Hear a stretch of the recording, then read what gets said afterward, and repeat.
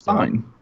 And now my daughter's like, can we go into the souvenir shop? And I'm like, yes. And don't tell your mom that I told you that you can pick out whatever you want. That's right. They had a mug and a T-shirt that I almost bought, and I will buy it when I go back. But it's basically just a rainbow, but all the colors are individual flames, and it just says we all burn equally here. Great, Hell, Michigan. Great. That's super good. That is fantastic. So they are very much LGBTQ plus friendly. So that's great. So my big thing is obviously pins. Who would have thought? They have those there too. And t-shirts. Like t-shirts are my biggest problem. Like so much so, in fact, that about 3 weeks ago, I may or may not have got rid of 64 t-shirts I don't wear anymore. Wow. And sent them to a blanket making place so they can turn my old t-shirts into a sick ass nerdy. That's cool as hell. Are you getting that blanket back, or somebody else? I'm getting that blanket back, dude. That's well, cool. I didn't know if it was like a donate thing for like sure, or something like that. So I was like, damn, I wish I would have known about that before I threw out clothes. No, I sent them all off, and I haven't had anything back yet. But it takes like 8 weeks to make it, I think. That's not bad. But it's all the t-shirts that I don't wear anymore because they don't fit or I don't feel comfortable in them anymore. I've put a lot of weight on since COVID happened, so I need to lose about 100 pounds, but like a fair bit, we'll say. Yeah. Because I'm tall, so I don't show my weight that much. And if anybody watches the live stream version of this video, yes, I'm wearing a headband because yes, it is humid as hell here. We had some sick as shit thunderstorms this week, which I adored. Exciting. Like I love sitting in a good thunderstorm, both in the rain and out of the rain. Either or, I don't mind. Good sleeping time. Oh yeah, but like it's so humid that like I went to I mowed my lawn. I can't remember. I think it was the 4th of July. I went out. That was my happy 4th of July thing. Was I went and mowed my lawn. I was outside for like 26 minutes and I was drenched in sweat. Like head to toe, stinging in the eyes, all of that kind of stuff. And it's like, this is why I have headbands. I don't know why I didn't wear one today, but this is why I have headbands. Right. Is because, sweatbands or whatever you want to call them. Because otherwise I'm in trouble. But yes, as you can see right here, whatever. My right-hand pin board has got a big gap in the middle. Mm-hmm. Which needs pins to fill it up. So I've got 2 vacations planned this year. I've got the 6-hour drive to Rhode Island coming up at the end of this month. And I have another vacation planned in October, which is to Pennsylvania. Okay. Specifically like a fancy place in the middle of the mountains. The Poconos? Yes. It is. Really? Yep. Poconos are nice. I was gonna say, you guys consider that fancy? It's like middle class fancy, you know. It's like it's a nice. It strikes that nice balance between it's a getaway and it's far enough away of a drive and it's nice, but it's not too expensive. Like you're spending a little bit of money and it's nice, but it's not like I will never financially recover from this. It's not one of those trips. Okay. Well, the place I'm going, it also they have an option for it in Canada too. I'm going to the Great Wolf Lodge for those of you who are northeastern based and might know what it is. So I'm going to the Pittsburgh version of that because I can't go to the Canadian one because I don't have a passport right now. Sure. Dude, Friday went and got my picture for my new passport. Nice. Because my original one has expired. Mine too. And I need to let my dog out real quick. Hang on one second. Okay. Yes. So I'm gonna go to that one. Gonna have a good time. Gonna just get away in October. Hopefully the weather holds out and it's not too cold. But like there's hiking and all kinds of other jazz going on. It's a cool place. I'd never been, and like one of my former colleagues told me about it. It's like, yeah, this would be a great place for you and yours, so you should go and do that thing. So I was like, Yeah, cool, totally. I'll give it a look. And That's then the they had Wolf Lodge that you're talking about. Yeah. Okay. They had a sale on, which was like, oh yeah, if you book now, you get like, so I think it was like 30% off. Hell yeah, And I was let's like, go. Shit, that will save me like $1,000. So Yeah, I exactly. think I'll fucking take that offer up now. Yeah. So that's all booked and planned and ready to go. That's going to be another drive that I'm looking forward to. I like driving in mountains. You'll love Pennsylvania. It's nothing but mountains every time Yep. I've gone. Yep. One of the few times I've driven in the mountains over here, it was hilarious because I was in a full-size SUV, not my Kia Soul. But it's the mountains to the east of me, the Adirondacks. Mhm. And where we stayed, when we wanted to go anywhere, there was like this huge downhill, sideways turning, like Yeah. slope. I love driving down those because it's just like, Yeah. I'm just going to put my foot on the brakes and hope they don't fail. Right. It was one of those Just kind of put your vehicle in low gear and just let that thing engine brake all the way to the bottom Yeah. of the hill. All right, Yeah, you that guys was ready? fun, and I'm excited. Yes, sure. Why not? Yep. Maybe. No. All right, on that note, let's get started in 3, 2, 1. Welcome back to another episode of That Video Game Podcast, aka TVGP. I'm your host, Boston. Joining me as always is Moonpeer Hi. and the Nimp. Hello. Just a quick little plug here for patreon.com/E1M1. Those ones are numericals, not the word. We put out so much audio every week, usually starting the week off with the Outcast. It's the uncensored, kind of behind the scenes, talking about everything going on in our life that isn't video games. Got a real spicy episode for this week. So if you want to hear, some real talk about real life, you got a good episode this week. We also talk about. I'm sorry. Go ahead. It is very much the dark side of the moon. Heyo, got him. And then we went to hell. So Outcast is real good every week. That is exclusive and uncensored over there. Moon and I also just recorded another Critical Misses production meeting, which is another uncensored and exclusive episode over on Patreon. That's at the $5 tier or higher. You get to hear us kind of doing all the planning and the scheduling and the behind the scenes and the psychic damage to each other and all that good stuff about the about Critical Misses. Also exclusive at the $5 tier is the Wayward Sons. It's the Supernatural TV show watchcast that Moon and Nimp are going through. For some reason. Yeah, for some reason. Then that's available at the $5 tier or higher. And don't forget, you also get early access to Critical Misses, where Moon and I are catching up on all the meaty hits we missed. And last but certainly not least, We Roguelike It, where I've roped Moon into playing just probably more roguelikes than is advisable for your health. No, that is true. However, I will raise my hands in this instance and say this one is my fault. The upcoming one is my fault. Yeah. And I'm fine with that. You all should go play it. Yes, you're more than happy to take the responsibility for this one because this is a good one. It's a great one. When it's one of the bad ones, you and I are like, the algorithm, it's the machine learning, it picked it anyways.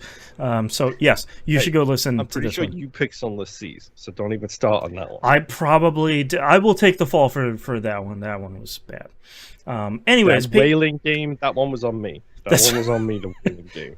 Yeah, Black Sea Odyssey, I think was that one. That's the one, yes. Yeah, that was a spicy one. You can listen to all of that and more, because I've probably forgotten something, over at patreon.com/E1M1. Ones equals numbers. Moon, what have you been playing this past week? So not a lot of time, unfortunately. Check out the pre-show for information on that particular catastrophe. I will say, I'm not kidding when I say that you should really go play We Roguelike It. Yeah, I have spent the game for this majority previous- of my week playing that game. Same. for me, it's like anytime I get the chance, I just straight away like drop it in. Angel Eye in chat did just ask if there's a better way to listen to the Outcast on the Patreon site. Yeah. If you go on the Patreon site, you can actually grab an RSS feed for the Patreon exclusive stuff, and then just plug that into whatever your podcast feeder is. And that will give you basically a separate RSS feed with just the Patreon content. Like if you look at mine here for the video viewers, my top left and right underneath that is 2 TVGP feeds. And that is the regular show and then the patron feed. So I don't interact with the patron site at all. Yeah, we haven't talked about that for a while, but if you are a patron and you have a podcatcher you really like, go to your Patreon page, and it used to be in the upper left-hand corner, but they're kind of redesigning all of Patreon right now. So you'll have to look for it on the E1M1 patron site. There's an RSS feed just for you. Plug that in your podcatcher, and it'll get all the stuff, just like the kind of public feed does.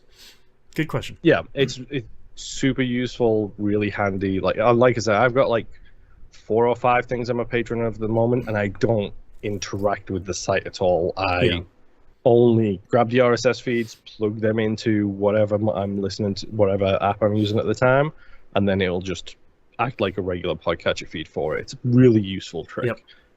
But yes, go check out the current We Roguelike It game. I think that is current, isn't it, Boston? We don't do that ahead of schedule? Yeah, if anyone isn't playing it right now and you want to check it out maybe a little bit early, it's called Atomicrops, which is, I think, it's a game Moon and I have always sort of looked at because people seem like they enjoyed it. And based on the first week we played it, it's real good.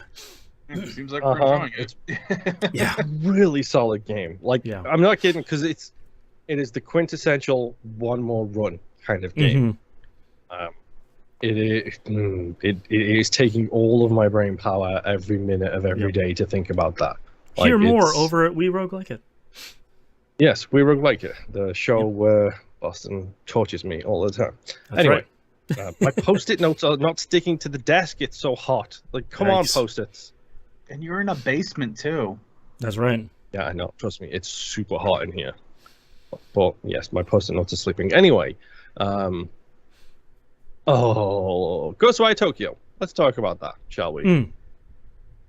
Because, it's a game that I played this week. Specifically, it is a game that I got my final 2 achievements in this week. It is a game that I have uninstalled from my Xbox today. Freedom. Because I finally got that achievement. 0.08%, Boston. 0.08% was that final achievement. Goodness. And that is to complete all of the cat missions in the stupid roguelike it mode, which is heavily RNG based. So have fun with that. I hate roguelike achievements so much. You are now a true platinum god. Yeah, I hate RNG achievements, trophies, whatever in general. That's why I just don't do them anymore. Because there's usually at least one, and it's usually infuriating. The 3 worst achievement types.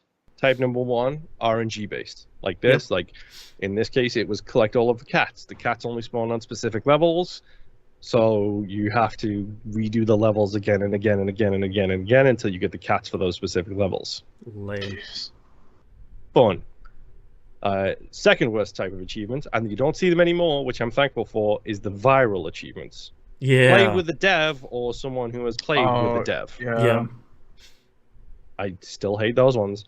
And option number 3, which is the thing that Boston always seems to loop me in on, is the achievements with odd numbers at the end. Oh, it drives me crazy. No one likes them. That one doesn't bother me at all. But it bothers me significantly, and I still have one of Boston's favorite games installed because I'll get around to doing that eventually. The roguelike shop game. Boston. I don't remember what that's called. I have gotten to a point, I don't know where my score is right now, but I used to always have either a 3 or a 5 at the end of it. And I'm trying to look it up right now because I got to a point where if I ever cleared it so that zeroed out, I went hunting for an extra. I have a 4. Mine ends in a 4 right now. Yeah. Moonlighter. Thank you, Favor. Yes. If I ever clear that so that turns into a 0, I have to hunt for another game that has an odd achievement in it now, just so that I can keep it there. Dude, I have like several of those games. Moonlighter is the one that messed me up. I had it 5-0, and then Boston was like, "We should do Moonlighter for We Rogue Like It." I was like, "That's a good idea." It does sound like me. Anyway, yes, I'm finally done with Ghostwire Tokyo. I can take that, I can put it to rest and get it off my hard drive.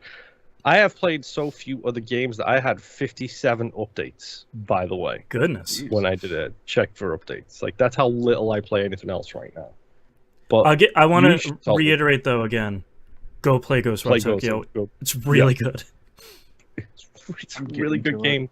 Yeah. Check out the Game Club episode if you've already played it. Like, it is genuinely a really fun game. Don't got that play downloaded. I'm just waiting for my son to beat it because he started it, and now he's gonna like, be waiting a while. Well, and now he's like, well, you can play it. I'm like, no, I need you to beat Zelda so I can start playing that, and then you can move over to Tokyo. And by the time I'm done with Zelda, I can play Ghostwire. Then. We have an order to these things, please. Yeah. It doesn't matter to you, but it matters to me right now. Right. Real to you. It's such a joke that nobody here gets, and I'm so sad that nobody gets it. Oh, I hate myself and that joke and both of you all at the same time. If you got that joke, right in, because you're best friends with Moon now. Yep. Anyway, yeah, Ghostwire Tokyo is fantastic. You all should go play it. Yep. I didn't mean this to be a pun, but I just thought I'd say it. Boston, don't even worry about pulling this up. I dipped my toe back into Sea of Thieves because I wanted to do an experiment, and my experiment worked. Okay. So don't be surprised if I start playing Sea of Thieves and you start hearing me talk about it or seeing me talk about it. I don't know how long I'm going to last if the community there is still as toxic as it always was. Mm-hmm. So it'd be interesting to see how that has evolved or not. Marvel Snap, I played a lot of Marvel Snap. I did not make it to Infinite because I am not that good, apparently. New season just started. It is the Phoenix Force season. Phoenix Force.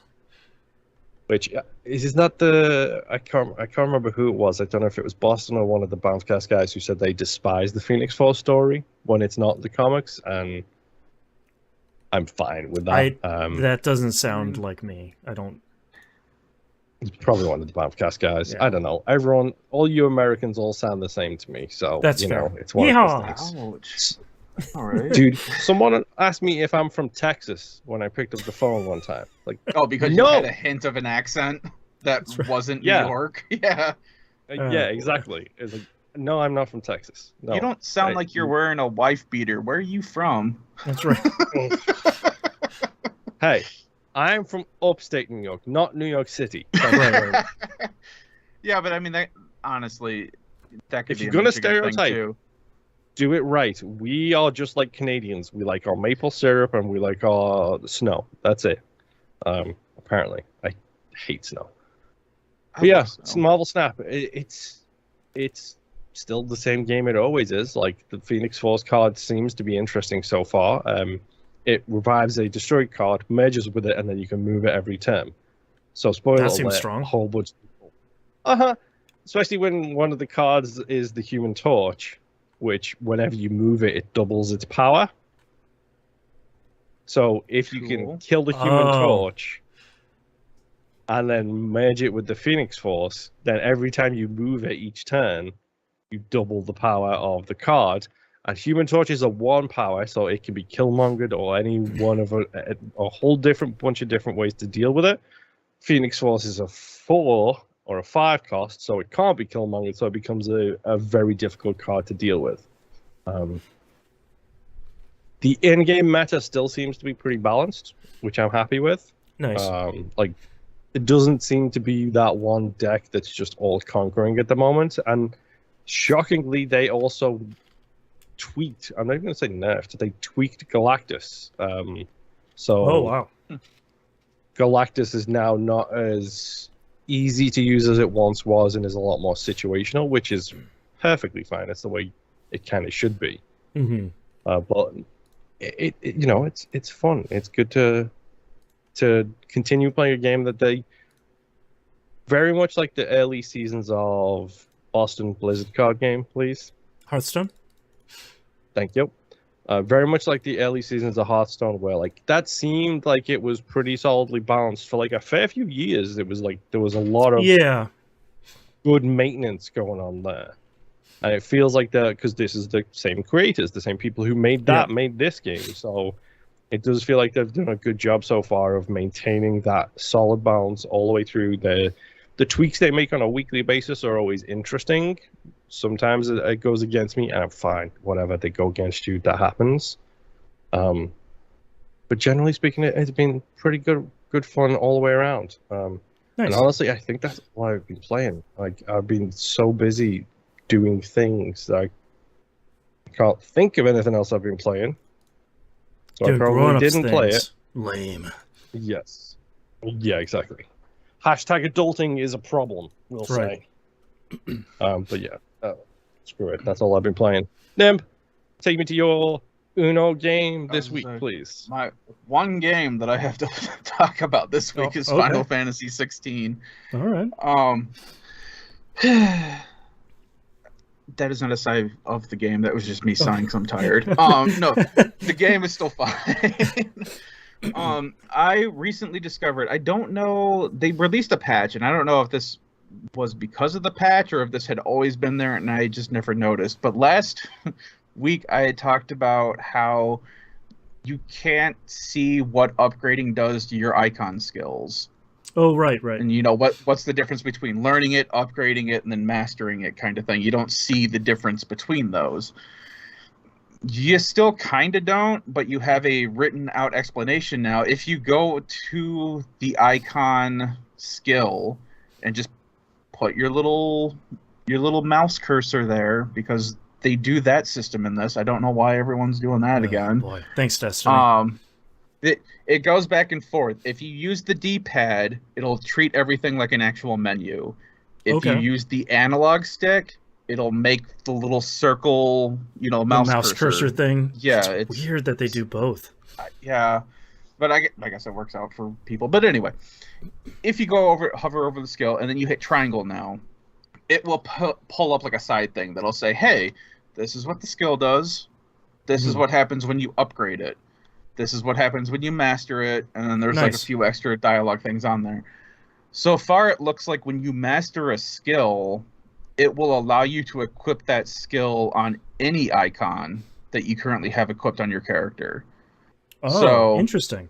With Shiva, now that I have her weird blessing thing, I can now, since I've mastered one of her skills, if I get rid of Shiva and put like Bahamut in there, I can move that skill over into one of Bahamut's slots or any of the other two that I'm currently carrying. Okay. So you can start to do that mix and match with it now.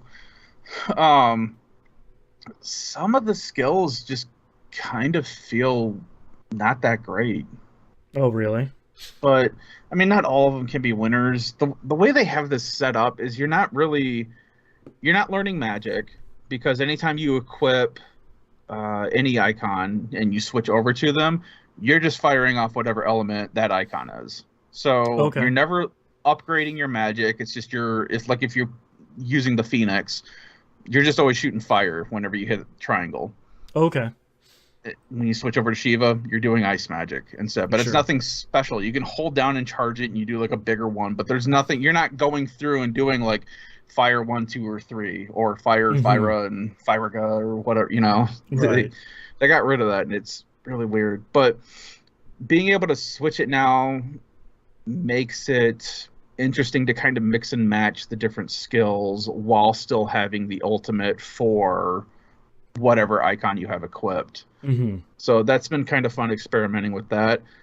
But for the most part, the battles are still just hit square until you win.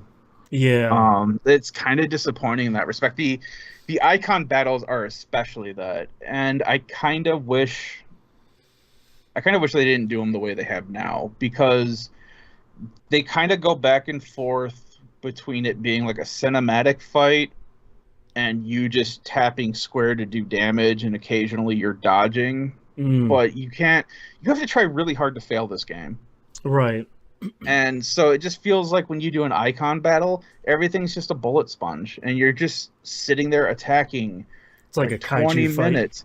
Yeah, you're just attacking for 20 minutes, and no matter if you start doing combos or if you just sit there and tap square, it's like their health bar isn't going down any faster. Right. So it kind of just feels like a waste of time. I kind of wish they decided to either make it all cinematic or make it a real actual fight. Yeah. But if they changed it just a little bit, they're still kind of cool. But now I'm getting to the point where it's like I'm fighting these bigger icons that have way more health, and I'm doing like 20,000 points of damage. One of them I did like 300,000 points of damage, and it's just like a little sliver off the boss's health. Yeah. It's just this really weird thing. It just I'll be doesn't honest, like, feel good. The way I used to tell the generational jumps used to be with the Final Fantasy summons. Oh, It for used to sure. be like, like especially the jump from like 7 to 8. I was just like, look at how insane Video this games. is. Yeah. And then like the jump when it went to the next generation of consoles, it was like, look at Ted, look at how great the summons are. They look so realistic. And now it's just like, okay, it's just the same. I mean, 16 looks incredible. Yeah. But like, I appreciate what Nimp is saying though, because like, I always enjoyed the spectacle. You know, Knights of the Round is kind of was a meme back then because of how long it took to summon. Still kind of is, but yeah, that's fair. But like, I appreciate that. It sounds tough that 16 is stuck in the middle of you don't have that purely cinematic of like, I'm going to summon this thing, Shiva's going to come out and break out of an icicle, and then like, oh, you're just going to do diamond dust, and then they're going to do 4,000 damage to every enemy. Or have it be like, what was the last one that had interactive summons? 15 have the ones where you could like fight as the summon? Was that 15? I don't remember. There was one. I need to replay that. Yeah, there was one. I know for sure 10 was. Yeah, 10 you could kind of do the like command RPG stuff. But so yeah, I don't think you could for 15. I think it was just a thing of you just summoned them and they just kind of fought along you until like their AP bar disappeared or something. Maybe. Yeah, that was the one. I'm not 100% on that, but and it's kind of like stuck between these three different systems of like, yeah, you're fighting as, let's just call it a summon, a guardian force. You're fighting as a summon here, but you're kind of not doing much, which kind of puts you in a weird spot of, like you're saying, kind of feeling ineffective, which is odd for a summon to do. And comparing this with like, let's say 7 Remake and then 15, the last one, the last mainline Final Fantasy game that came out, I enjoyed those systems because they both did for 15 and Remake of 7, they both did the thing of, hey, you can summon these things at any time, but remember Leviathan is a huge sea serpent, and it doesn't fit in this little room that you're fighting this boss in, so you cannot currently summon Leviathan. Yeah, that felt fair, yeah. Yeah, and I thought that was really cool. It's like, all right, cool, they're starting to, kind of branch out with all of this stuff for the summons, and then we get to 16, and I don't want to badmouth the game, because I am enjoying it.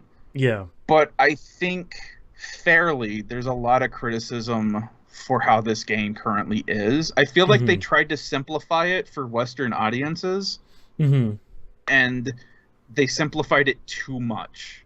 Right. And the Western audience is apparently loving it. Cool, great.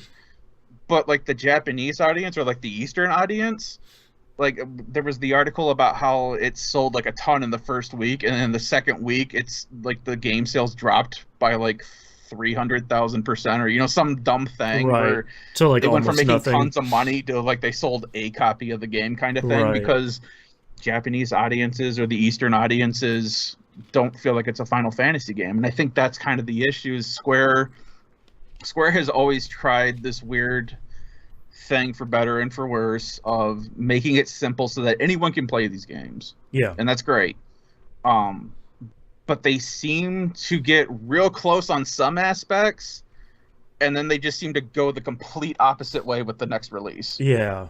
and it's really weird. Like the thing with the accessories, you can get things to help you with, like, if you just hold down square, like one of the accessories you can equip, if you hold down square, it'll run and do combos for you, and you don't have to interact with doing that. Oh yeah. There's the other accessory where it'll slow down time for you on certain attacks, so that way you have enough time to hit the dodge button. Mm-hmm. And a lot of people are like, why are these accessories? Why is this not an accessibility feature Exactly. in the game? Yeah. Why am I taking up an accessory slot to be able to do these accessibility Just to be able to things? play the game, right? Yeah. Yeah. And actually bringing that up too with the accessories, there's not any good accessories in this game.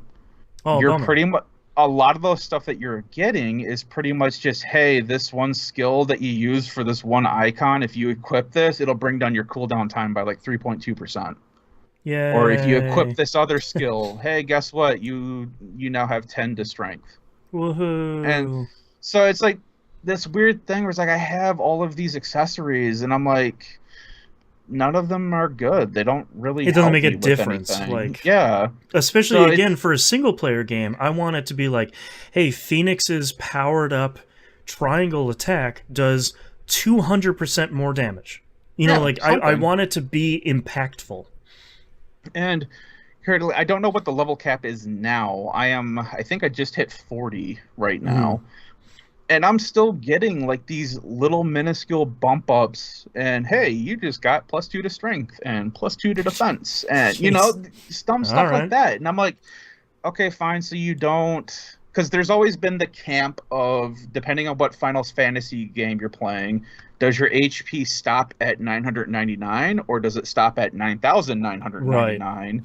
And as long as they're balanced correctly, it's always just been a weird aesthetic thing of, okay, it doesn't really matter, Mm-hmm. but that changes what your values, how they increase or decrease depending on how you're leveling up or what you're equipping, depending on how the systems are set Exactly. up.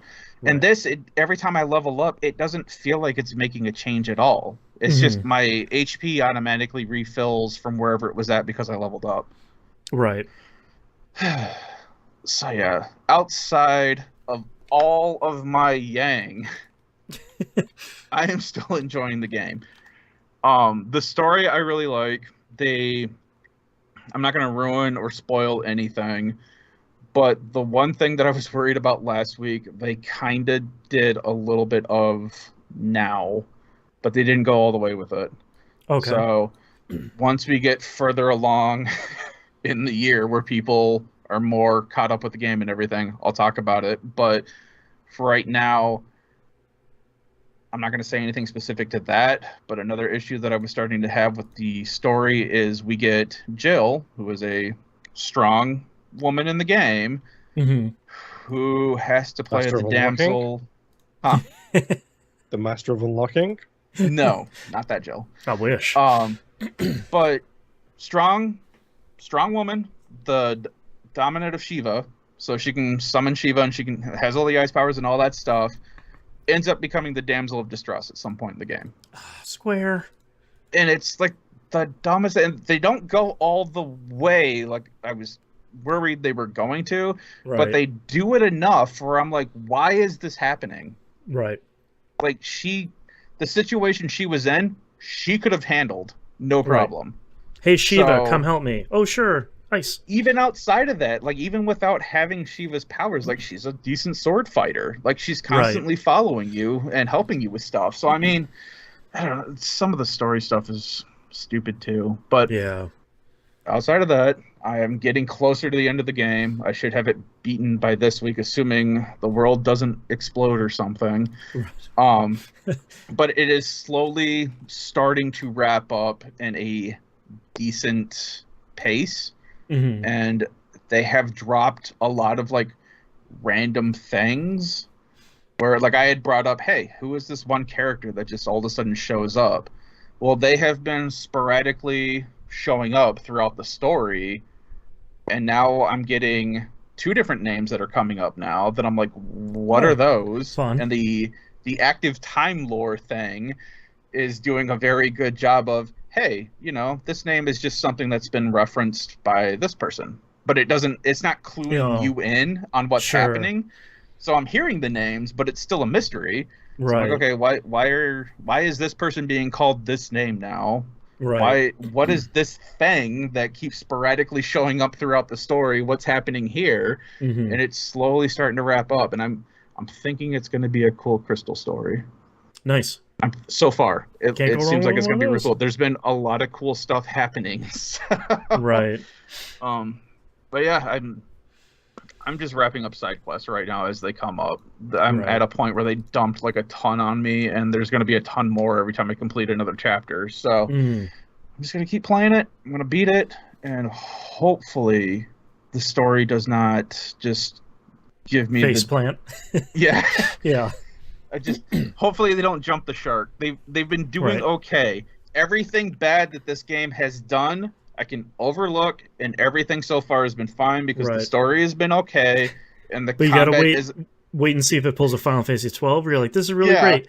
Wait, wait, what's happening here? What? hmm Yeah. But there are enough good things in this game that it keeps pulling Right. me along to beat it, and I am Right. kind of looking forward to testing out New Game Plus because I hear that they do like a enemy randomizer Ooh, as soon as fun. you start New Game Plus, so the in-game enemies start sporadically showing up That's throughout cool. the game. So That's a cool all idea. right, cool. I want to check that out too. But Yeah. it's I don't know, man. 16 is just a weird game. Yeah.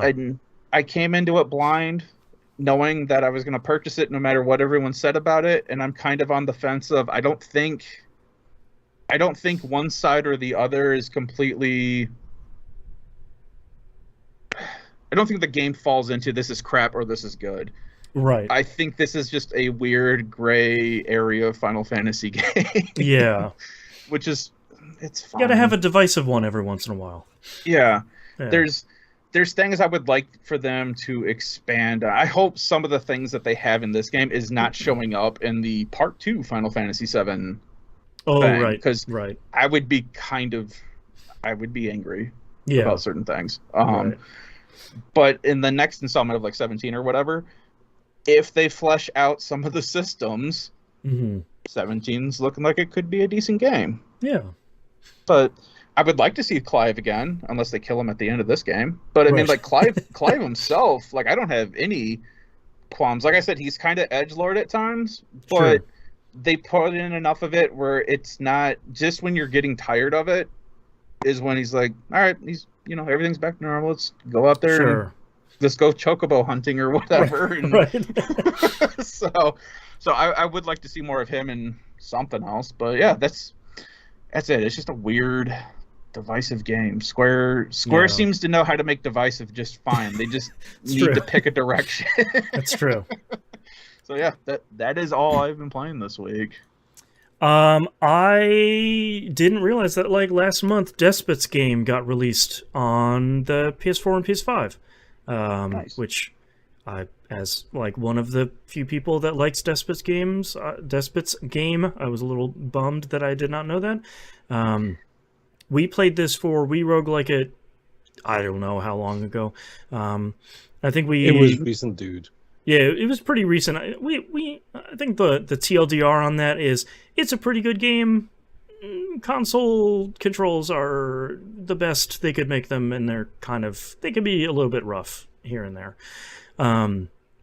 Happy to say that it controls the same way that the Xbox version did. So you get used to it pretty quickly, but there's some stuff to get used to. I have been using. I totally forgot this was an option on the Xbox version.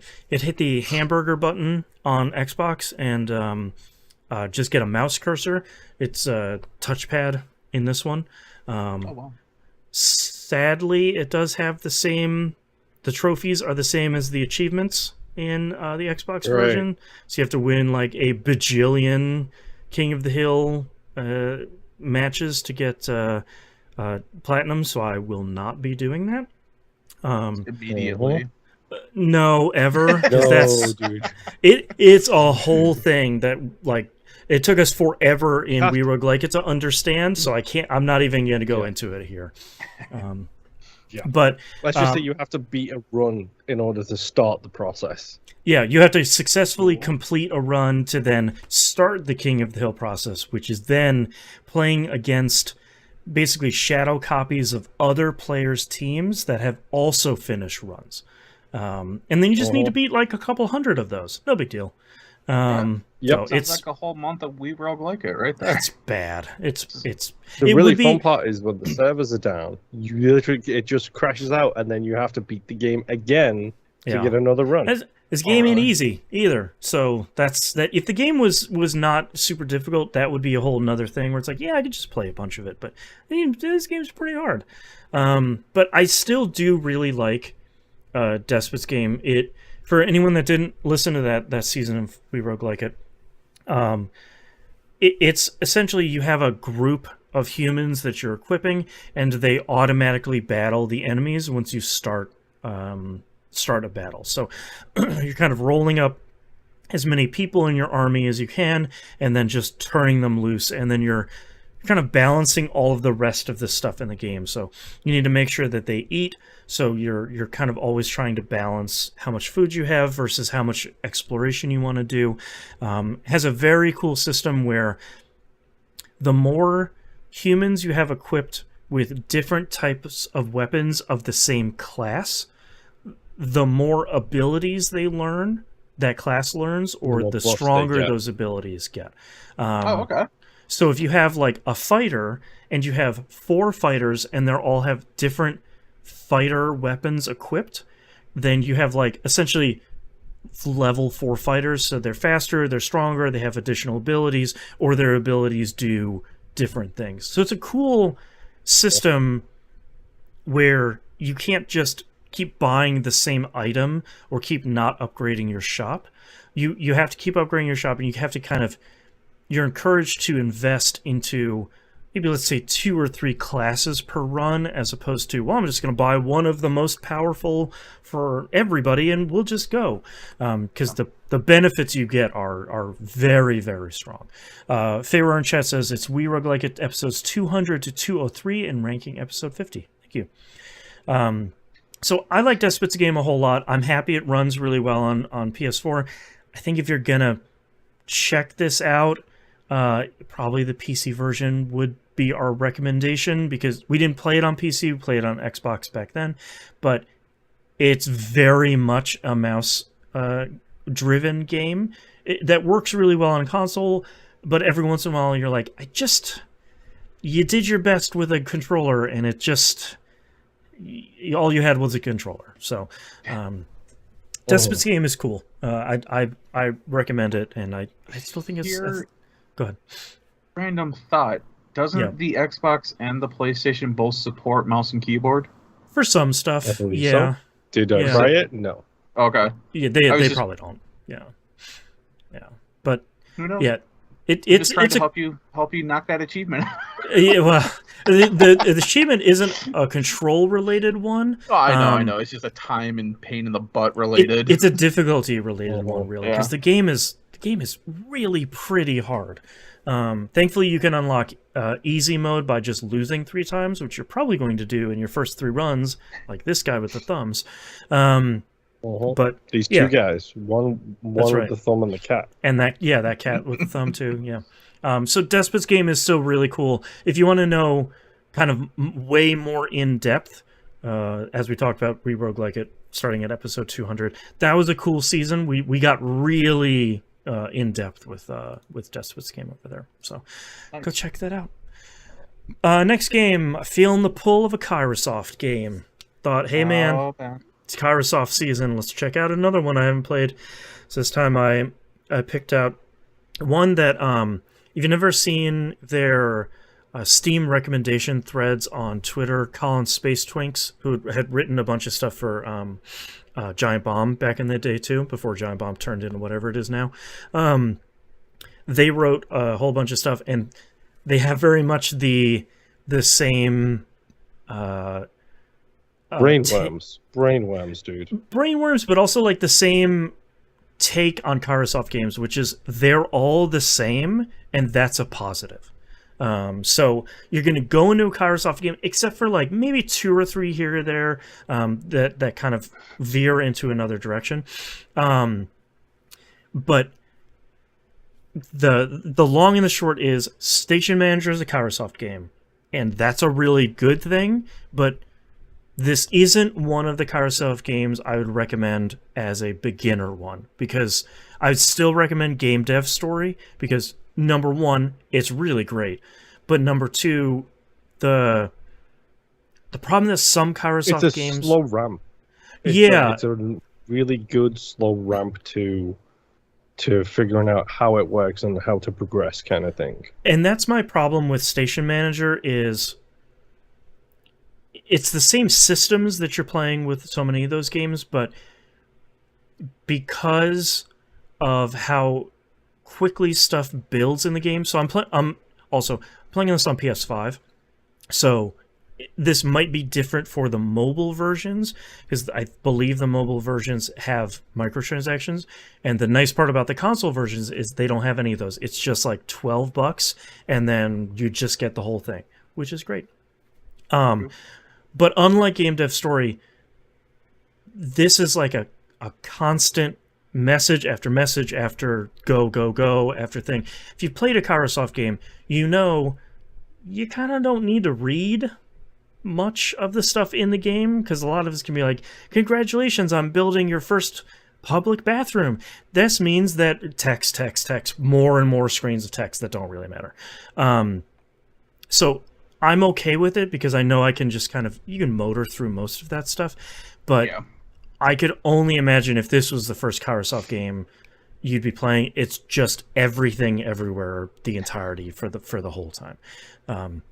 That being said, it's a lot of fun. You're running multiple train lines. You're trying to bring people through your, like, as you're continuing to improve your stations, you're bringing people into the town that the station is next to. You're, investing in businesses and stuff like that. So it's pretty cool.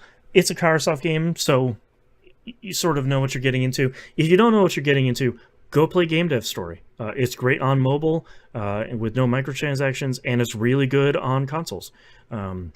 So highly recommend it. Angel Eye in chat says, sucks they have microtransactions now. Yeah, that's why I largely haven't played a lot of their mobile ones anymore, because I'm okay with a lot of mobile games saying, like, it's going to take, an hour for you to build this building in your village. If you got $1, maybe you make it go faster. And it's like, that's fine, I'll just come back in an hour.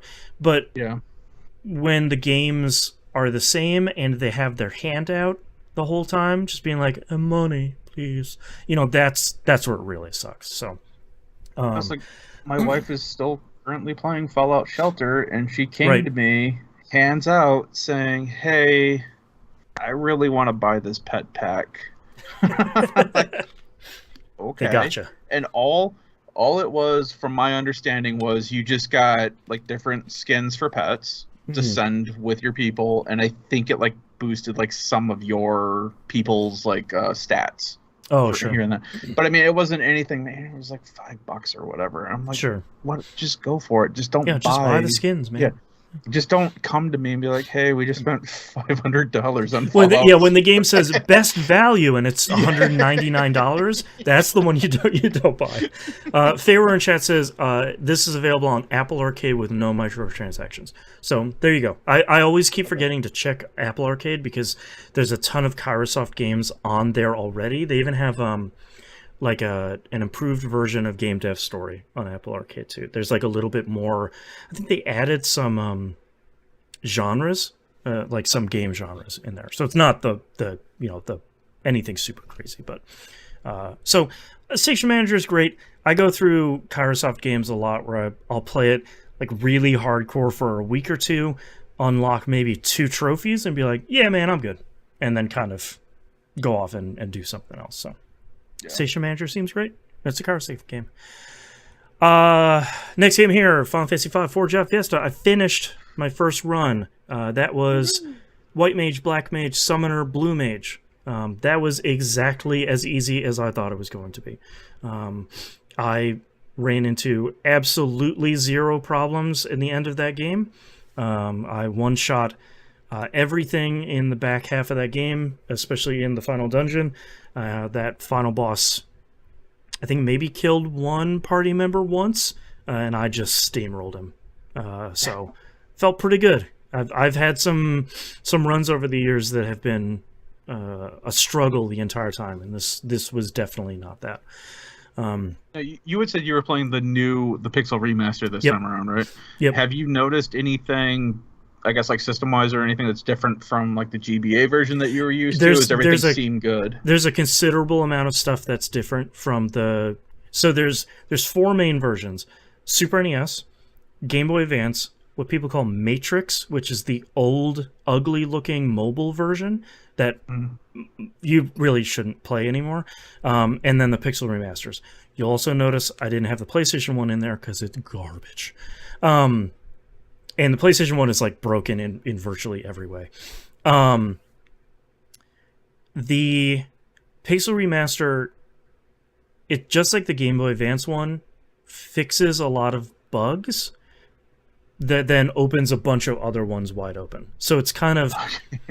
The great part about all these versions is 99% of the time, if you're just doing a normal run, you can beat any version of Final Fantasy V with literally any party. Some are going to be easier than others, some are going to be harder than others, but you're going to be able to complete it. Where the versions really matter is if you're doing, like, you have multiple Berserkers. For example, you're going to want to run Super NES because of how the Berserker's magic stat works on that. But most people aren't going to torture themselves like that. And then there's some minor ones where if you're doing a run where, like I'm doing right now for my second run, where you don't have a lot of your jobs until way later in the game, some versions are better for that than others, but you're not going to be missing out on really anything major by playing Pixel. Angel in chat says, what's the current best location to play this on Switch, Steam, phone? Do I really need to sit at the TV to enjoy it? I've only played the Vita version, so only up to go. I think the Switch version seems to be really great. I don't think I've heard anybody have any complaints about it, which is good because this game is, 30 years old, 25 years old or something. So I think the only complaint was ever just the font.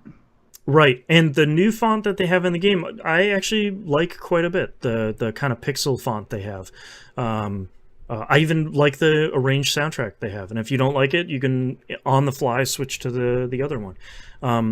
But yeah, especially if you're not crazy about grinding, I especially recommend the Pixel Remaster ones because they have the boosts in there. So you can go up to 4 times Gil, experience, ABP, you can turn off encounters, and stuff like that. So that I think that goes a long way, especially for some older JRPGs to make it go a little bit smoother. But yeah, I would totally... someday I will probably buy this on Switch just so I can have it on the go, but I'm playing this on PS5 and it's really good, and I've heard the Switch version is good too. So Steam Deck, I know the Pixel Remaster version of this works really well too. So, but I know the Steam version doesn't have the boosts in it right now because they're looking at backporting that into that version. So if that matters, then Switch and PS4 are the best version. That's weird they didn't have that on, because the Steam version was the first released version. It was. Yeah, Steam and mobile came out like 2 years before the console version or something. Yeah. That's so really weird. It's very weird. Yeah. Yeah. So the previous run I did was called a Typhoon Berserker Risk run. Ironically, I didn't get any Berserkers on this one. So that run was a little bit easy. So I'm trying a Volcano run this time, which is essentially, it favors jobs that are given to you later in the game. So typically you're going to start with fewer jobs, or the jobs you start with are going to be weaker in comparison to ones that are at the end of the game. So of course I got Red Mage, Berserker, Bard, Chemist. So 3 incredibly broken and super overpowered classes, and then Red Mage, which isn't very good. And so once I get Bard and Chemist, I can break this game wide open for the entirety of it and kind of sail my way through the game. So there is one run I can do that is harder than this that I'm thinking about also doing. I think that's the one that Monkey Senior did, where he got Mime, which is the thing I really don't want to get, because I don't like doing that dungeon. But yeah, Final Fantasy V. This run is going pretty well so far. I just unlocked I just did the fire one, the fire crystal. So I'm almost there to having all my classes here. I just got to do the earth crystal, which has the boss that is like the most annoying for my party, which sort of stinks, but it'll be fun. So Final Fantasy V. Forge Out Fiesta is still going until the end of next month, if I remember correctly. So come join us. Come join us on Discord, discord.tvgp.tv. Come chat with us about Final Fantasy V. The hot new hotness. Final Fantasy V, still okay. That's right. Yep, turns out, still a good game. All right, last game here I have this week. I played a bunch of Zelda Tears of the Kingdom. I finished my last 2 temples. I'm not going to spoil anything here for the temple. I'm going to talk about them, but I'm not going to spoil anything. The 2 that I did was the Fire Temple was the first one I did. That's my least favorite out of all 4 of them. And not because it was bad, but my brain had a hard time tracking where I was going through the temple, and I kept taking paths and then getting turned around and not knowing which way I was going or which way I was supposed to go. So the long and the short of it is there were a lot of mine carts on tracks, and you're essentially like taking the track to go to one place, turning the cart around, going back that way, but switching the track as you're going, and then going somewhere else, like solving a puzzle, and then kind of going back and repeating that same thing to go a different way. So it's a lot of like going back and forth and up and down and like retreading paths you've already gone down to open new stuff. I had such a hard time with that temple overall. It was really cool. I really liked the final boss, and I thought that was a lot of fun, but that temple didn't really do it for me. And then I did my final one, which is the Lightning Temple. That one was incredible. That's probably, I think I liked the Wind Temple the most, but Lightning Temple is like right there, number 1 and number 2 for me. I won't spoil the mechanic in that one. It's pretty simple, but it's one of those Zelda temples where you solve a puzzle one way, and then you can kind of manipulate the environment to solve that same puzzle in a different way, which is the stuff I really like, where it's like, oh, right, if I do X, Y, and Z, oh, that does that thing. What if I try and do the same thing this other way? Oh, I just solved another puzzle, and I like opened up the solution for 2 other puzzles. That boss battle was surprisingly pretty frantic, which I really wasn't expecting. It also, the boss like really freaked my kid out, because it kind of looks like a big zombie sort of thing. Okay. As my 6-year-old did really not enjoy, which was fine, but she did like that it exploded at the end when I defeated it. I think that made her feel better, which, I mean, me too. So, how are the controls in this version? Is it like, is it suitable like enough to hold up for that kind of frenetic battle? I'm glad that wasn't the first temple I did, because I think if I had done that really early, you can do, the game claims you can do any of them in any order. For anyone that hasn't started playing this game, or you haven't started doing the temples, please do the Wind Temple first. The game is very much like, here are 4 places to go check out. It's called like Regional Phenomena or something. Maybe you should go check this one out first. Wink.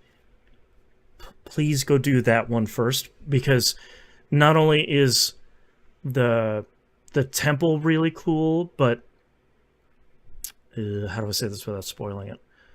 The rewards you get for completing that temple is the best out of any of the rewards you get for completing any of the temples. And it's the one that is the most helpful for the rest of the game. So it's going to be the one you use the most. Had I done this one first, I still struggle with the controls every once in a while, because it's really hard to explain. And Nimp, I'm very curious about whenever you start it, if you run into the same problem, because it seems like everybody does, of like, Okay. I know how to play video games, and I played a lot of Breath of the Wild, and I continue to keep hitting the wrong buttons, and I'm like 100 hours in. So it's just, the controls aren't bad, and I can do what I want to do, but sometimes I'm looking to like throw an item, and I'm opening up my wheel of powers.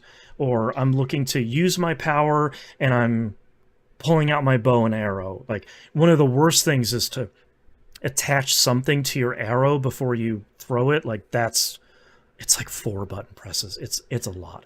Is that still because of everyone switching back and forth from Nintendo to Xbox or PlayStation, and it just keeps messing with your mind with the controller? No, it's just like, I get what they were going for, is that you're essentially you're putting modifiers on your weapons. So to switch your equipped melee weapon, you just hold right on the D-pad, and then using right on the analog stick to pick it, and then once you let go of right on the D-pad, you pick that weapon. Oh, okay. To switch your bow and arrow, you need to hold down whatever the right trigger is called. I never remember if it's R or ZR. RZ. Yeah, like I never remember. It's R2.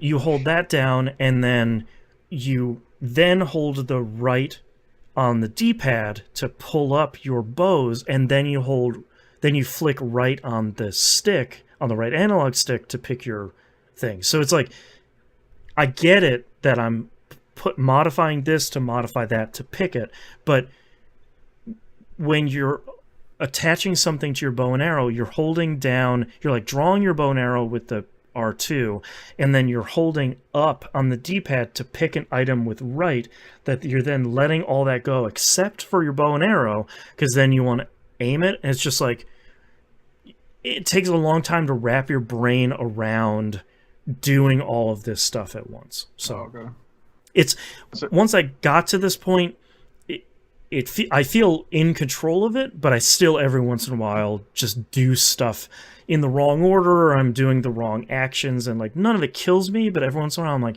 oh god, that's just I just want to do this thing. So it's interesting. So my son did confirm that he beat Tears of the Kingdom this week, so nice. Good for him. I'll be moving the Switch over into my room sometime this coming week. So after I beat that fourth temple, one of the people that I was talking to for the quest surrounding the fourth temple, because each one of the temples, you go to an area, you start a quest, the end of that quest starts the temple, and then finishing the temple completes that quest.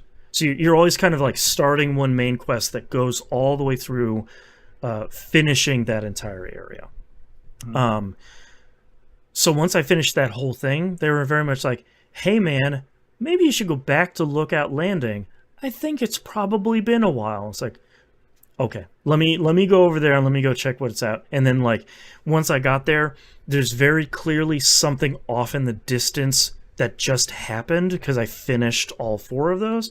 I was like, okay, I don't have time to start whatever this is going to be. I got to put this down, and once I get like, an hour or 2 of dedicated time, then I can go off and do whatever that is going to be. I'm assuming it's Like that, I'm assuming it's going to be end game stuff because I've completed the 4 temples, and then I'm sure something is going to happen. I don't know what, because blissfully I have remained unspoiled about really anything on this game, which is, I think everybody's too busy building transformers out of the Zonai pieces to really finish the game. So anytime I see anything about this game, it's some monstrosity that somebody created. I built a like, Gundam. That looks really cool. Yeah, and it fires automatically. It's like, yeah, man, cool, sure, that's and just some great. of the detail that some of these people can get with this game right now. It was like, oh, I made this thing that transforms. Yeah, it works. It's like, and me as someone who's spent, I think probably genuinely 100 hours in the game so far, I have no idea how they're doing some of this stuff. Like, I genuinely really don't, and that's really exciting. I was gonna say, I'm probably gonna find the combination that equals 2 sticks and a wheel, and I'm like, that's what I got the rest of the game. That's a lot of what I'm doing. It's just like, hey man, this works. Like a lot of the pieces, parts that I've picked up along the way, I'm just gonna rig something up, and hey, it works. All right, puzzle solved. So yeah, I'm still really enjoying Tears of the Kingdom. I think at this point, there's still so much stuff for me to do in like every level of the game that I'm sure I could spend another 100 hours playing it. But at this point, I feel like I need to go finish it, like finish the main story, and go see what that is and kind of see through the ending. That way, whenever I fizzle out on playing this game or the next thing kind of grabs my attention, I don't have to feel guilty about not finishing this. And I also suspect there are a couple of quests in the game that I haven't gotten anything spoiled because I haven't looked anything up, but it very much seems like, hey, go finish the game first, and then maybe you can start this quest later. So there seems like there's a couple of those in some of the big cities. So that's another reason to finish it and just kind of have all that stuff unlocked, possibly. So, but yeah, Tears of the Kingdom was really great. I've been playing a lot, and it's also been nice that it has been kid friendly since it's summer, so I don't have to worry about my kids seeing something horrific. But yeah, Tears of the Kingdom, 2 thumbs up. Really liking it. Hopefully, I'll finish it this week, and I can kind of have my kind of final thoughts, final non-spoilery thoughts here next week. That's all I'm playing. Let's take a break. Yep. Oh man. Yeah, my son wants to talk to me really bad about Zelda. Yeah. Now he's gotten to the point where he's like, all right, I beat it. Now you need to start playing it so I can talk to you about it. I'm like, all right, man, calm down. Yeah, just gotta wait another 100 hours, man. He started playing Final Fantasy 15, the Royal Edition. Mm-hmm. And he's already blown through most of that game. Gosh, and he's that's not a short game. No, and he's asking me questions about hey, what about this, and this? I'm like, dude, that wasn't in the game when I played it. And also, what you're talking about. They fixed and remixed and changed that game so much that I have no idea what that game looks like now. Well, that's what I had told him too. It's like, hey, when you get to chapter 13. Let me know what how that. You want to go now. See what that looks like now? Yeah, because I played it when it was nothing but a stealth mission, right? And from my understanding, they just completely redid that whole chapter. That's my understanding too. Yeah, I don't even know what chapter 13 is anymore in that game. Yeah, because every time I hear about it, people are always like, "Oh, they totally changed it. It's totally different." It's like, yes, but what? What did they do? Yeah, I mean the car has the monster truck mode now, so you can just completely drive it off-road without carrying.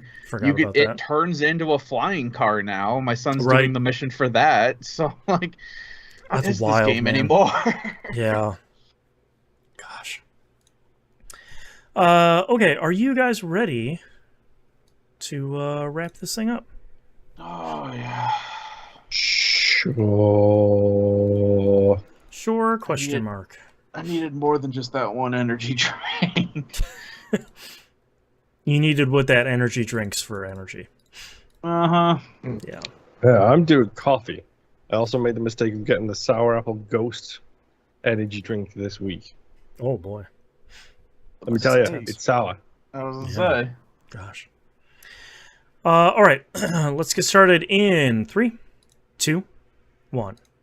Let's talk releases for the week of July 10th, 2023. Mordhau comes to PS4, PS5, Xbox One, and Series consoles. I had forgotten this came out on PC, I feel like a couple of years ago. This is that large-scale, kind of almost medieval-looking PvP hack and slash thing. Oh, okay. Kind of like a it has that same kind of Battlefront team sort of thing. Is that like Chivalry too? Yeah, but like with a little Bigger? bit of a budget. Yeah. So people seem to really like this. This is not a genre of games that I really like. I think it's 64 players, so I think it's 32v32. So it's pretty large scale, which is nice. But so we'll see how that does. People seem to really like it. Sounds like that could be cool. Yeah. Next game here, Oxenfree 2 Lost Signals comes out PS4, PS5, Switch, PC, iOS, and Android. It's a good time to remind you, Night School Studios is owned by Netflix, so the iOS and Android versions are Netflix games. So if you have a Netflix subscription, you can go play it on those, which is probably where I will be playing those because they are ostensibly free. Also, strangely omitted is any mention of any Xbox versions. I went all the way back to the announcement, and they're just like, Xbox who? The what now? Where's Microsoft? What? So that's surprising and kind of a bummer. So I'm not entirely sure what's going on there, but not on Xbox for now. Hopefully soon. Stop exclusives, please. Thank you. Next game here, Gravity Circuit, coming out PS4, PS5, Switch, and PC. Let me put some footage here on the stream. This is pretty much a Mega Man game. Where you're getting powers and you're going through an NES-styled kind of 2D platformy thing.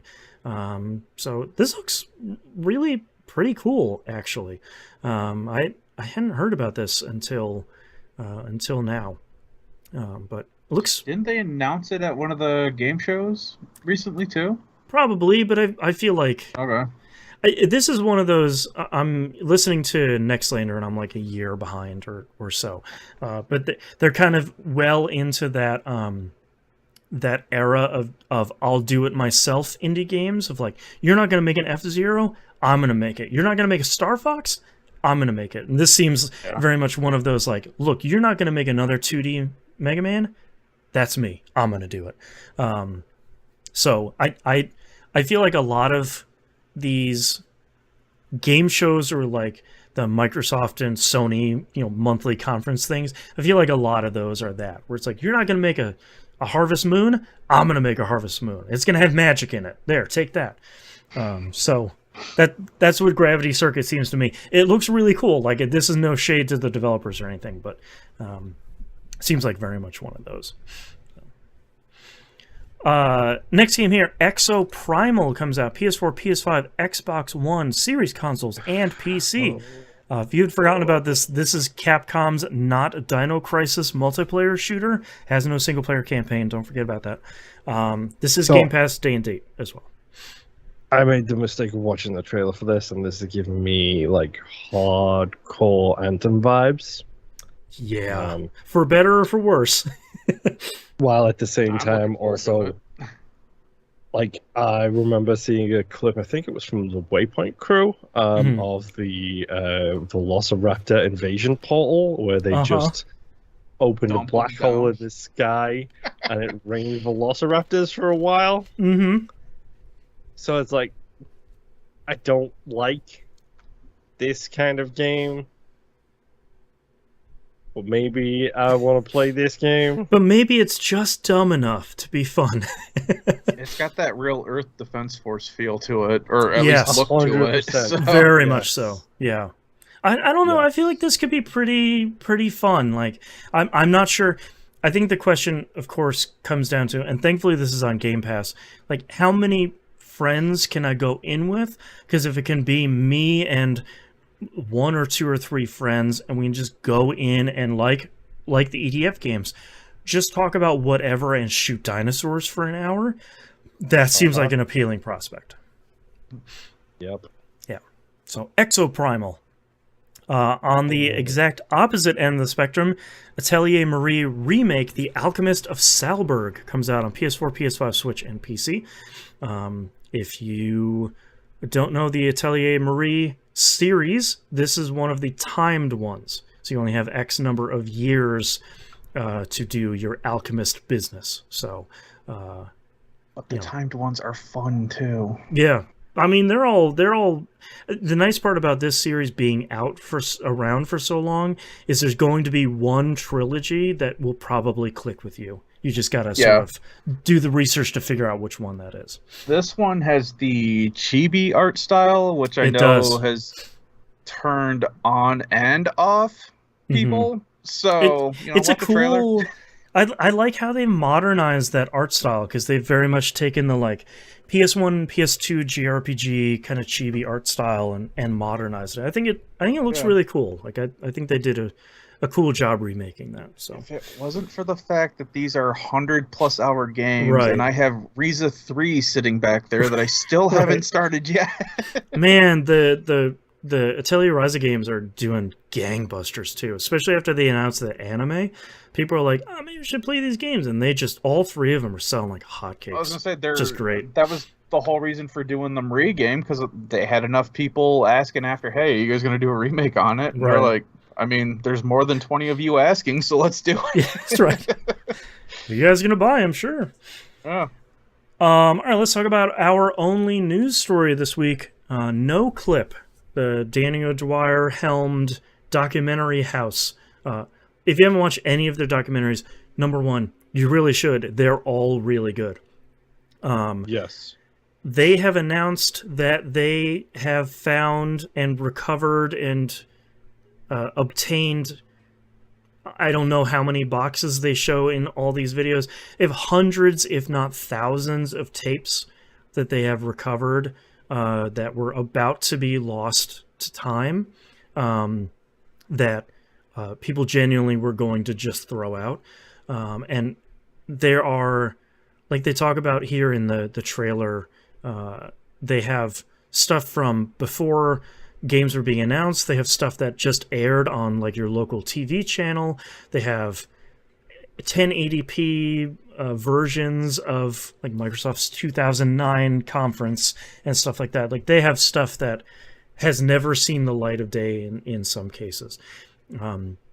And they are starting on a multi-year project to just digitize and put that stuff on a different YouTube channel for them and on archive.org.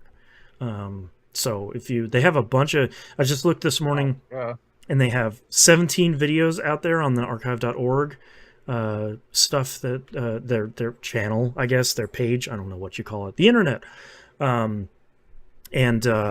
They're just restoring and recovering that stuff in every way they can, and trying to preserve all that stuff. And a lot of the stuff they have up there already is pretty cool. And they mentioned that they have some stuff where some conferences have been lost to time, but they have essentially like the production schedule, and they have the raw tapes. So they're going to try to re-edit and recut that conference to try and release it as it was before. And then alongside that, they're going to start trying to cut some documentaries about some of these tapes and some of this stuff that they're recovering. So it's not only just the raw tapes, it's also they're going to try and do some of this cool stuff along the same time. So if you haven't watched any, this is more of a PSA and a, hey, this stuff is really cool sort of announcement.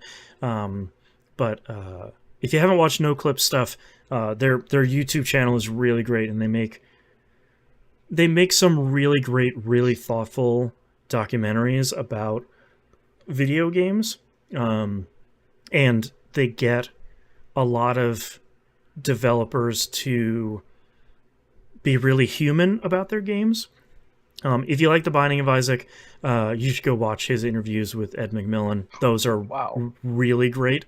Like a really young Jeff Gerstmann there. Right. Like they have some stuff that's really, because he recovered some stuff from GameSpot that they were going to get rid of. And he said in some of these cases, like that day or the next day they were just going to get thrown out. So he recovered all this stuff. There's a bunch of shots in this trailer that I'll have linked in the show notes here of just like, here's this house that we're in that's just full of boxes, and each box is full of tapes. So I missed that about G4 back in the day. I think the show was called Icons, where you basically had like the behind the video game show. Yep. And I loved watching that and just seeing like the different interviews and stuff. And that looks a lot like what they're doing here too. Yep. Where they're kind of explaining to you, hey, this is whatever that 1993 video was. Yep. Yeah, and it's really cool, and it's just like they say, like there's a reason that some of this stuff never got digitized, because like probably nobody cares about it. You know, like they're probably, it's one of these like, hey, here's one of the 400 baseball games that came out in Japan on the Super NES. Yeah. Nobody digitized a commercial for that because nobody really cares. They're going to do it and it'll be done and they'll call it a day. But, you know, you can understand why some of this stuff didn't get digitized. But it's a really cool project, and I highly recommend people go check out NoClip in general, but also this really cool project they're undertaking that they'll probably go subscribe to their YouTube channel if they have a separate channel for just these tapes. Go watch some of their stuff, and you know, if you got a couple of bucks to donate to them, that would help a lot, because like they talk in here, they have to buy a whole ton of kind of specialized broadcast equipment to be able to read these broadcast tapes to try and capture them. So say that, and a lot of old arcane equipment just to be able to get it onto newer arcane equipment so they can get it to HD. Yeah, like we're going to take all these DV tapes and feed them into a broadcast thing to feed into a capture card on a PC, you know, that sort of thing. So yeah, it's a very cool project. Wanted to just shout it out just in case people haven't seen it. It says tinyurl.com/nocliparchive is kind of the channel there. So go check that out. That's all of our news stories this week. That's the episode. Thank you so much, everyone, for listening. If you'd like to visit us, you can do so at tvgp.tv. Everywhere to find and follow us is on the right-hand side of the page, including a link to our YouTube channel. Please go like, comment, and subscribe. That helps a whole punch. And Discord server, discord.tvgp.tv. Come chat with the best community on the internet. We're talking a lot about Diablo 4 right now. Talking a lot about Final Fantasy V Forge Fiesta. We're talking a lot about going to Menards and getting some energy drinks and some green peppers. The most randomest thing ever. Yeah, we got it all over on the Discord server. And don't forget to go become a patron over at patreon.com/E1M1. Ones equals numbers. You get all the cool content over there. Like we talked about at the beginning of the show, we should probably talk about it every once in a while. You get your own personalized RSS feed. You don't have to listen to it on the Patreon page because it's not a great experience, to be truthful. You can listen to it in your own podcatcher as long as a podcatcher can ingest a custom RSS feed, which most of them can. Go check that out over there. Get your own custom RSS feed. And thank you for your support over there. If you can't support us financially, please go support us by telling your friends, sharing on social media, whichever social media service you might be using right now or a combination thereof. Go share on one or all of them. Any of that, all of that stuff genuinely really does help. And thank you very much for listening. We'll see you all next week. Bye.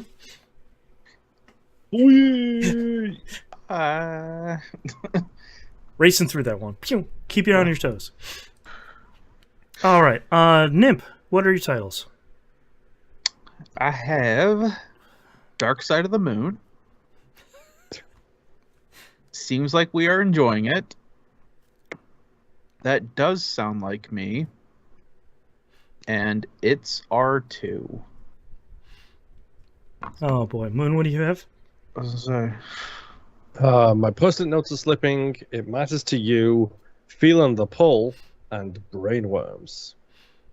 I have Come On Post-its, 0.08%, and Dark Side of the Moon.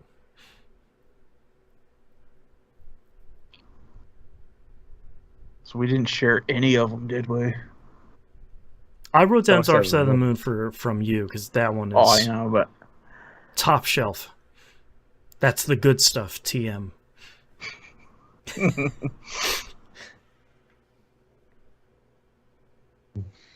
The Nothing's only really jumping out at me.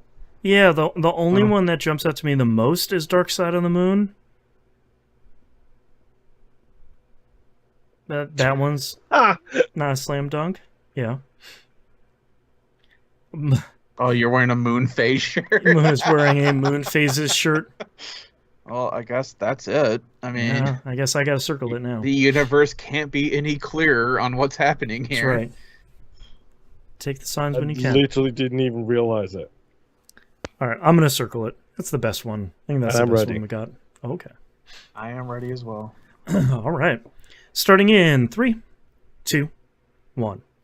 This is That Video Game Podcast, episode 820 for July 10th, 2023. Dark Side of the Moon.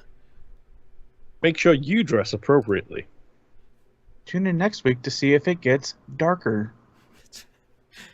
All right. Thank you very much, everyone, for listening and watching. We greatly appreciate it. I hope we see you here next week. Bye. Bye.